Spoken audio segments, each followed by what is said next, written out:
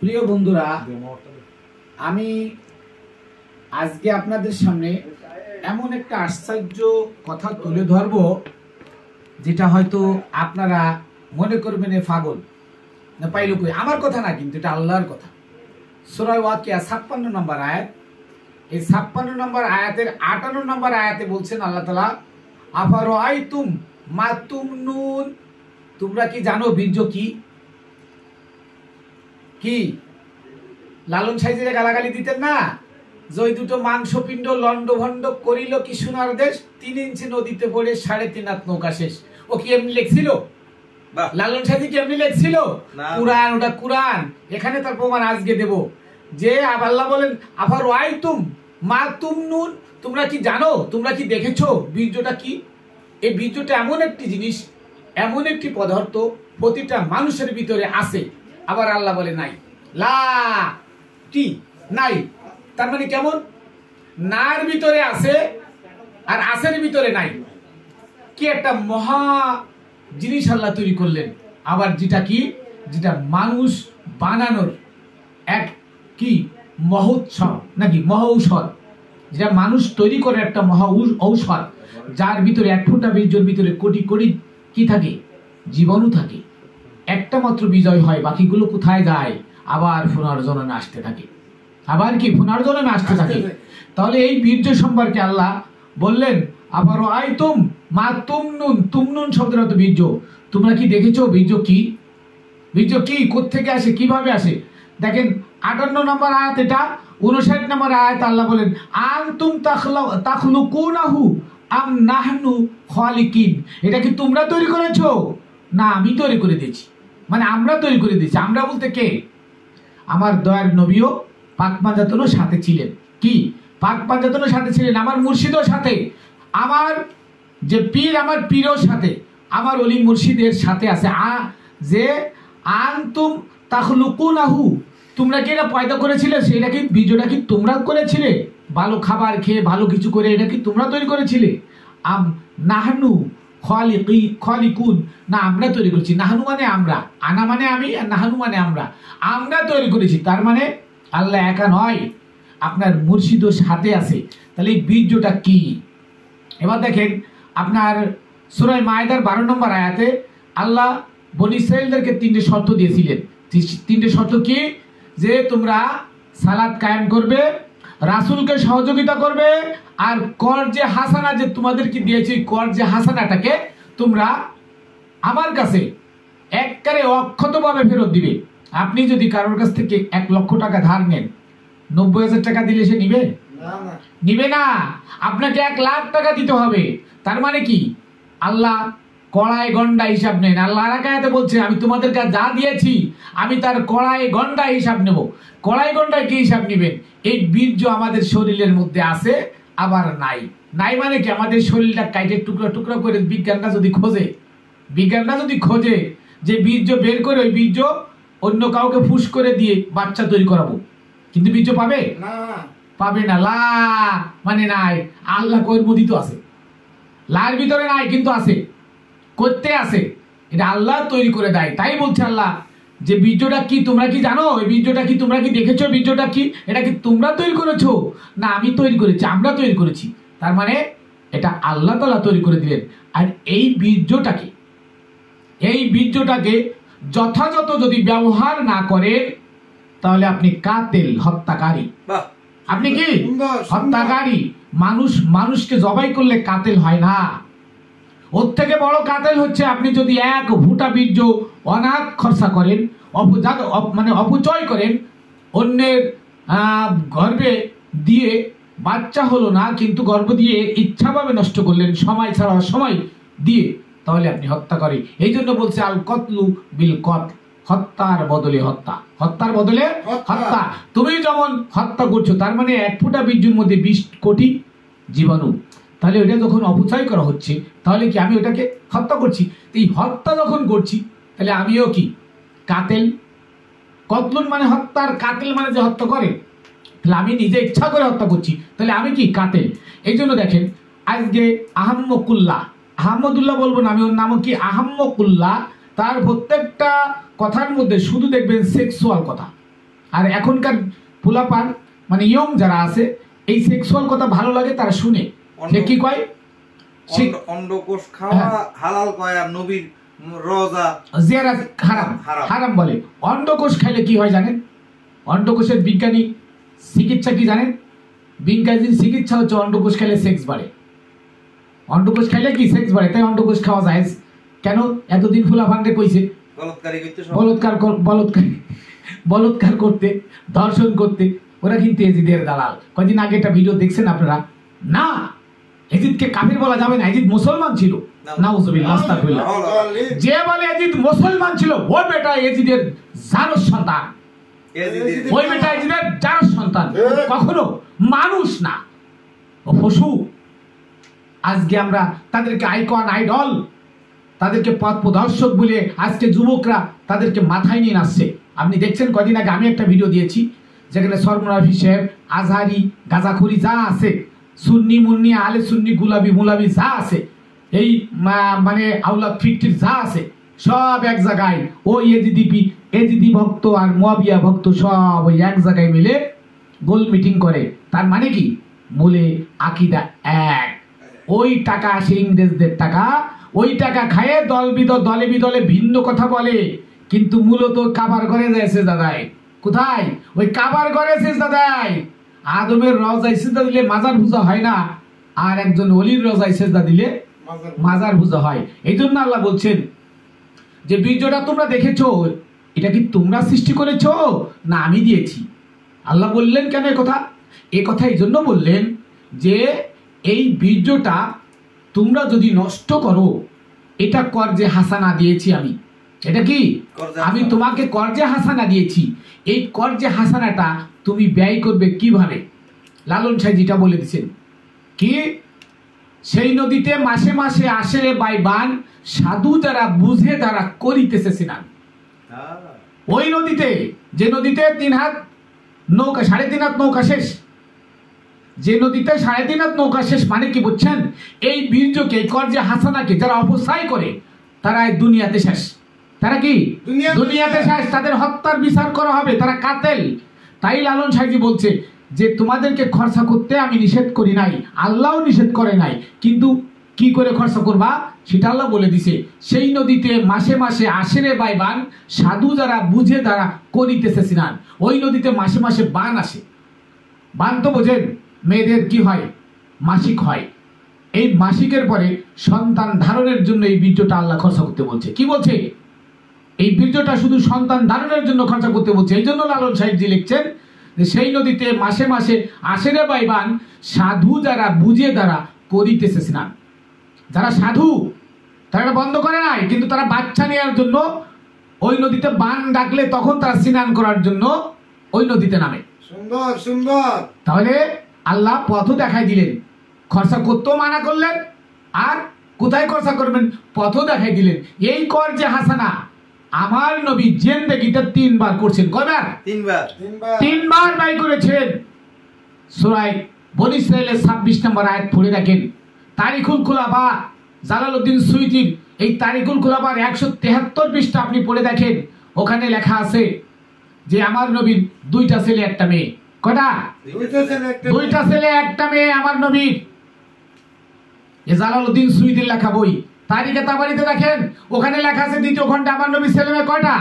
2টা ছেলে 1টা মেয়ে, আবুল কাসেম, আবু তাহের আর মা ফাতেমা। আর আজকে ইয়াজিদি গ্রুপ, এই এজিদের গ্রুপ আমার নবীকে ছোট বানায়। ওরা প্রতি রাত্রে পশুর চেয়েও খারাপ, প্রত্যেক রাত্রে নারী ধর্ষণ করে, ছোট বাচ্চাদেরকে বলাৎকার করে, ঘরের বউর সাথেও জিনা করে। কি করে?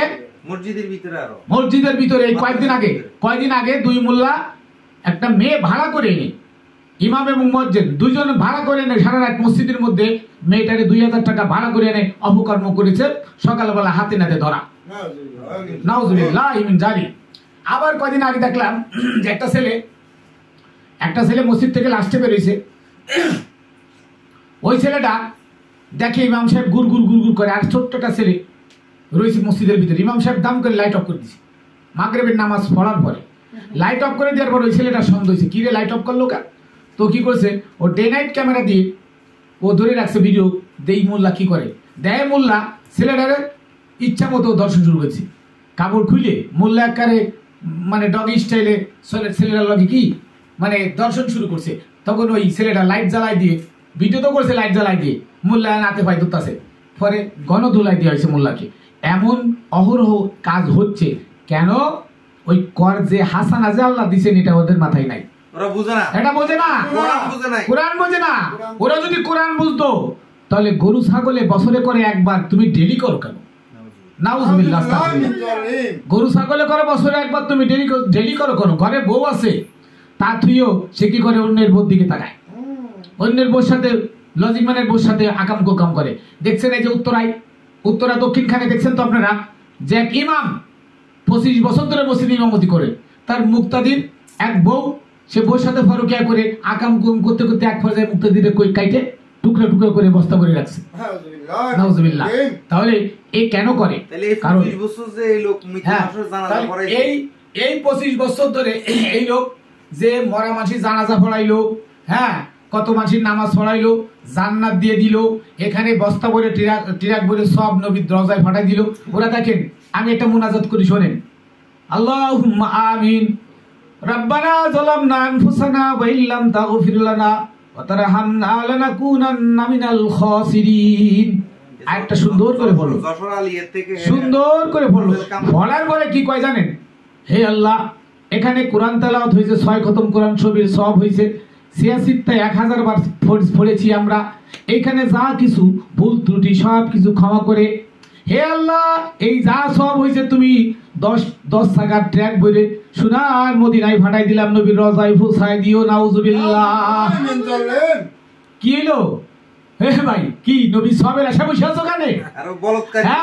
এ বলৎকার, তুই বলৎকার বেটা, বলৎকার করস, তুই নিজেই পবিত্র না, তুই নিজেই ইবলিস, তুই নিজেই আজিব, অথচ তুই তোর বীর্যকে কর যে হাসানাকে ঠিক রাখতে পারস না, তুই তোর বীর্য নষ্ট করস, আর তুই এতে ট্রেনাক করে সব পাঠাস নবীর দরজায়, আর আহলে বায়তের পাক পাঞ্জাতনের সাহাবীদের দরবারে তো সব নালি তারা জান্নাতে যাইতে পারবো না। নাউজুবিল্লাহ। অথচ আল্লাহ বলছেন ওয়াস্তাইনু বিস-সাবরি ওয়াস-সালাহ ওয়া ইন্নাহা কাবীরাতুন ইল্লা আলাল খাশিয়িন। সূরা বাকারার 45 নম্বর আয়াত পড়ে দেখবেন যে তোমরা সাহায্য চাও আমার কাছে ধৈর্য এবং সালাতের বিনিময়ে। সালাতের বিনিময়ে, সালাত কি তাহলে বোঝেন? এ নামাজ না, এ কপাল টুকানো নামাজ না, এ সালাত হচ্ছে কি মুর্শিদের তাওয়াজ্জু নিয়া নিগুম ঘরে বসো গিয়া, তোমার কলব যাবে জারি হইয়া, সামনে দেখবে আলেক সাই, সামনে তোমার আয়নায় তুমি তোমার ছবি দেখতে পাবে, তোমার মুর্শিদ সং আল্লাহ হয়ে, রসুল হয়ে, আলী হয়ে, ফাতেমা হাসান হুসাইনে তোমার সামনে খাড়া, তুমি দেখতে পাবে। এটাই হচ্ছে সালাত। সুন্দর সুন্দর। তুমি কপাল ঢুকাও, তুমি কোরআন বোঝো না?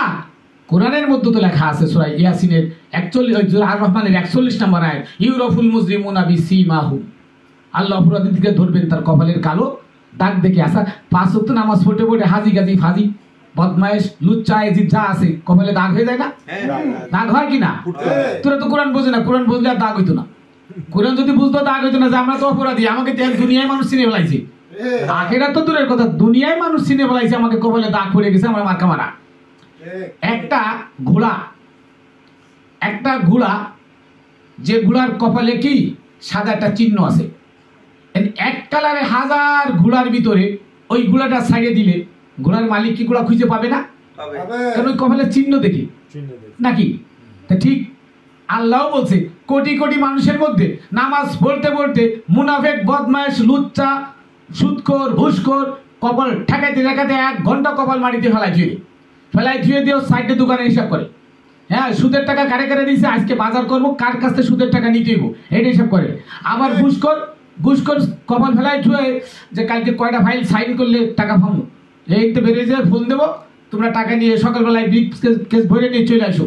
হ্যাঁ, তাহলে সকালবেলায় ব্রিফ কেস ভরে নিয়ে চলে আসবো, ও কি করবে, টাকা নিয়ে সুন্দর করে বাজার টাজার করে বাকিটা ব্যাংকে ঢুকায়, হ্যাঁ ও মসজিদে যায় কপাল ফেলাই করবে, আল্লাহ আমার দোয়া তুমি কবুল করছো, যার সাইডে ফাইল সই করছি 8 লাখ পাইছি, মহা খুশি। আবার কপালে দাগ বানাই ফেলাইছে, আল্লাহ কয় শালা বদমাইশ, তুই তো চিহ্নিত হয়ে গেছস, তুই যে বড় বদমাইশ, তুই চিহ্নিত হয়ে গেছস, এটার নাম সালাত না। কি বলছে? স্মরণ সংযোগের নাম সালাত। আর এই সালাত আর ধৈর্য দিয়ে আল্লাহর কাছে সাহায্য চাইতে কইছি। আর কামলার বাচ্চা কামলা কি করে?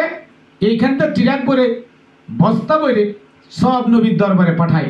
অরে কামলার বাচ্চা কামলা, তুই বল যে হে আল্লাহ, আমরা গুনাহগার, তোমার কাছে ক্ষমা চাই, তুমি আমাদেরকে ক্ষমা করো। কার ওসিলায়?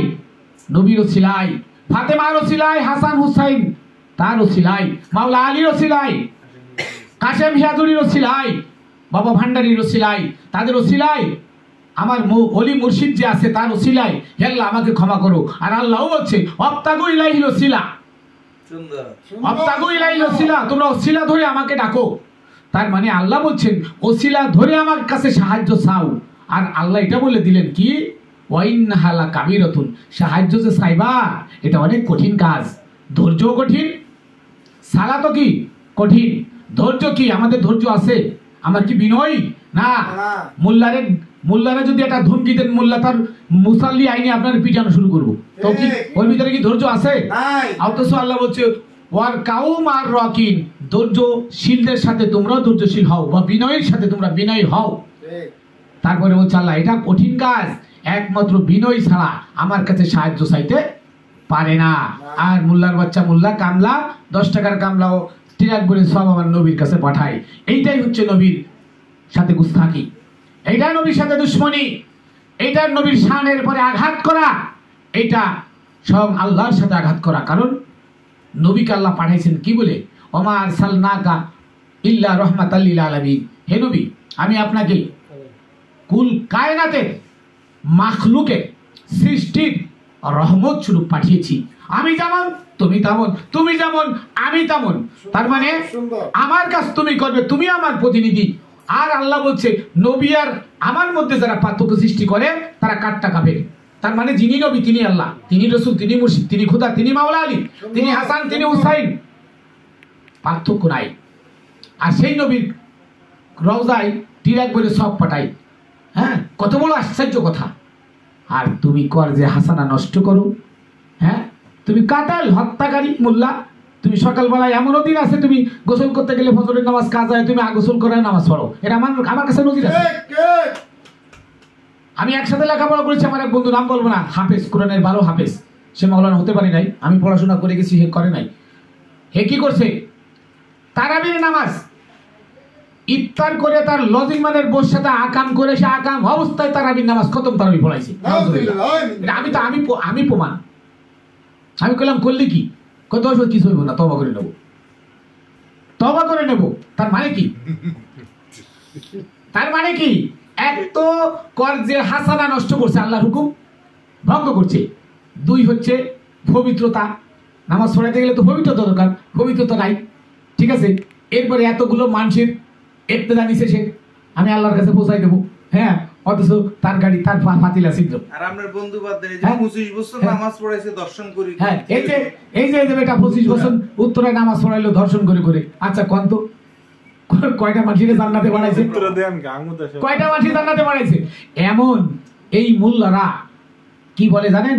প্রতিনিয়ত ফেসবুকে দেখবেন আহমকুল্লাহ, হ্যাঁ অমুক শায়েক তমুক শায়েক। শায়েকের তো বাংলাদেশে অভাব নাই। এই শায়েকরা কি কয় যে মা বোনেরা আপনারা কখনো স্বামীকে না বলবেন না, দিনে রাতে যখন চাই তখন দিবেন। ওই শালার বাচ্চা ধর্ষক আবার মা বোনদেরকে ধর্ষক বানাইতেছে। তার মানে কোরআন তারা পড়ে না, আর কোরআনের কাছে মানুষ যাইতে দেয় না। কোরআনের 1 অক্ষর বললে 10 টাকা সুমা দিলে জান্নাত হয়ে যায়। তাই কাপড়টি সুন্দর করে মোড়াই থুই দেয়। আল্লাহ বলছে কোরআন হচ্ছে গাইডলাইন। ওয়ামাল্লামি আকুম বিমা আনজালাল্লাহ ফাউলাইকুমুল কাফিরুন। সূরা মাইদা 40 নম্বর আয়াত, 45 এবং 47 নম্বর আয়াত পড়ে দেখেন যে কোরআন দিয়ে যারা বিচার করে না তারা কাফের। তাহলে এই মোল্লা কি কোরআন পড়ে না? ও 3 হাদিস, হ্যাঁ 2টা কিতাব, ইংরেজদের কিতাব শিখছে, ওই পড়ে সে মূল্যায় চলে আসছে। আর আমার কষ্ট লাগে আজকে যে সমস্ত যুবক এই সমাজের আইডল আইকন হবে, যে সমস্ত শিক্ষিত যুবক ট্রান্সলেট করে কোরআনের আয়াত ট্রান্সলেট করে নিজে দেখতে পারে যে কি এর অর্থ কি, মূল্যগুলো তারা ধরতে পারে। তবে আমি আলহামদুলিল্লাহ বলবো আমাদের এই প্রচেষ্টা, গোলাম মঈনুদ্দিন, আমাদের এই প্রচেষ্টা, আমরা কোরআন থেকে যে দলিল ভিত্তিক যে কথাগুলো বলি, আজকে উত্তরবঙ্গে যেখানে আলে হাদিসের ঘাঁটি, সেখানে হাজার হাজার ইয়ং যুবক আজকে আমাদের ভক্ত, আমাদের প্রেমিক হয়ে গেছে, তারা অলরেডি আলেবাদ গ্রহণ করে ফেলেছে। দেখে এই বিজ্ঞানের যুগে আর কেউ পিছে নাই। আমি বলবো যুবক ভাইরা, আমাদের কথা ফলো করো, আমাদের কথা ফলো করো, এবং এই কথাগুলো কোরআন থেকে তোমরা নিজেরা দেখো। ওই মোল্লার এবং বাজারে প্রচলিত যে তফসির আছে, এটা সব এজিদি তফসির। এই তফসিরের বিরুদ্ধে তোমরা রুখে দাঁড়াও, সত্য তফসির খোঁজো, নাইলে গুগলে যাও, গুগলে ট্রান্সলেট করো, সত্য আরবির ট্রান্সলেটটা পেয়ে যাবা। এই বলে মনে করেন আমাদের চলতে হবে, আমরা যেন হত্যাকারী না হই। আমরা কি হত্যাকারী না হই। আর একজন মানুষ যখন মুর্শিদের কাছে আত্মসমর্পণ করে, মানে বিক্রয় হয়ে যায়, তখন এই কর্জে হাসানায় বীর্যটা কার? বীর্যটা মালিক কে? মুর্শিদ। কে মালিক? মুর্শিদ। আপনি যতই চেষ্টা করেন, যদি আপনার মুর্শিদ কামেল হয়, আপনার বীর্য নষ্ট হবে না। কি নষ্ট হবে না? আর আজকে দেখেন, যারা এই বীর্যটাকে ধারণ করতে পেরেছে, তার চোখ খোলা, অন্তর চোখ খোলা, তার অন্তর কান খোলা। খাজা মঈনুদ্দিন চিশতি ৯৫ বছর বয়সে তার এই পাওয়ারটা, খাজা কুতুবউদ্দিন কাকি উনাকে ট্রান্সফার করার পরে উনি বিয়ে করছেন। কি উনাকে ট্রান্সফার করার পরে বিয়ে করছেন বাবা সৈয়দ আহমদুল্লাহ মাজভান্ডারি। উনি তো বিয়ে করে নাই, উনি বিয়ে করে নাই। আপনি দেখেন, যারা মজনু আলী, যারা আল্লাহর সাথে দিদার হয়ে গেছে, যারা আল্লাহর রঙে রঙিন হয়ে গেছে, যারা জবিহুল্লাহ হয়ে গেছে, তারা সংসার করে নাই। যা করেছে যে কয়দিন, ওটা বাদ দিয়ে তারা সংসার ত্যাগী হয়ে গেছে আল্লাহর রঙের সাথে মিলে মানুষকে সেবা দেওয়ার জন্য। ওই কর্জে হাসানা তারা কি করছে? আল্লাহকে পঙ্খু রূপে দিয়ে দিচ্ছে। আর যে দিতে পারছে, সে আল্লাহর রঙে রঙিন হয়ে গেছে। সেই হচ্ছে মানব, সেই হচ্ছে মানবতার উন্নত চরিত্রের একজন ধারক বাহক, জবিউল্লাহ, হজ্জুল বাইত। সেই হচ্ছে রোজাদার, সেই হচ্ছে সালাত কায়েমকারী, সেই হচ্ছে দুনিয়া ত্যাগকারী।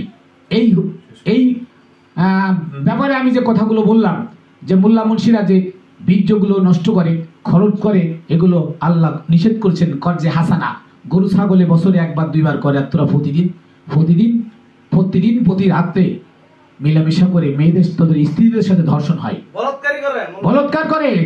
এর জন্য আল্লাহ বলে দিচ্ছেন, আমার কর্জে হাসান আমি একবারে কি পঙ্খু রূপে বুঝে নেব।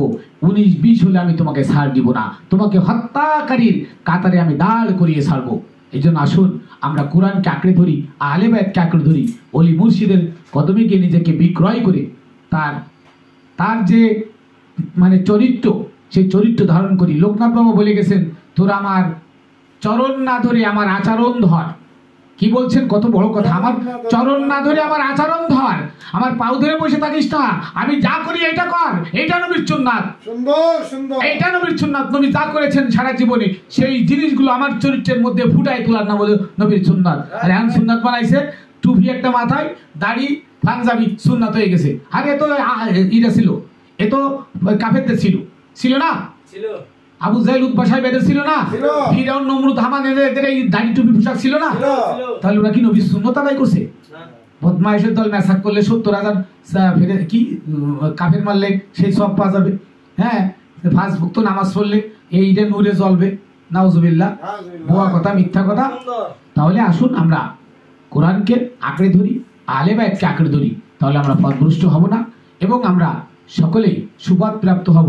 তবে একটা কথা, শয়তান মুক্ত হতে হবে, সেটা হচ্ছে আদম কাবাই কামিল গুরুর পদচরণে নিজেকে বিসর্জন দিয়ে আমিত্বর অবসান ঘটিয়ে কামিল গুরুর চরণ না ধরে তার আচরণ ধরলে, বনে জঙ্গলে আপনি যেখানে বিপদে পড়বেন, আপনার গুরু সেখানে গিয়ে আপনাকে সহযোগিতা করবেন। আর গুরু মানে স্বয়ং আল্লাহ। গুরু মানে কি? স্বয়ং আল্লাহ। তাহলে আমরা এখানে রাখছি, ভুল ত্রুটি মর্জনীয়। যুবকেরা, আমাদের এই কথাগুলো তোমরা ফলো করে চলবে, ইনশাল্লাহ এহকাল পরকাল দুই কাল মুক্তির একটা সুযোগ এখানে আছে।